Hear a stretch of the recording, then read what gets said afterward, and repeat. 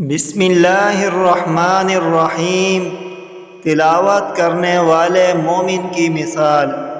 حضرت ابو موسیٰ رضی اللہ عنہ بیان کرتے ہیں، رسول اللہ صلی اللہ علیہ وسلم نے فرمایا، قرآن کی تلاوت کرنے والا مومن نارنگی کی طرح ہے، اس کی خوشبو بھی اچھی ہے اور وہ خوش ذائقہ بھی ہے، اور قرآن کی تلاوت نہ کرنے والا مومن کھجور کی طرح ہے، اس کی خوشبو نہیں لیکن اس کا ذائقہ شیریں ہے، اور قرآن نہ پڑھنے والے منافق کی مثال تمے کی طرح ہے، جس کی خوشبو نہیں اور اس کا ذائقہ کڑوا ہے، جبکہ قرآن پڑھنے والا منافق نازبو کی طرح ہے، جس کی خوشبو اچھی ہے اور ذائقہ کڑوا ہے۔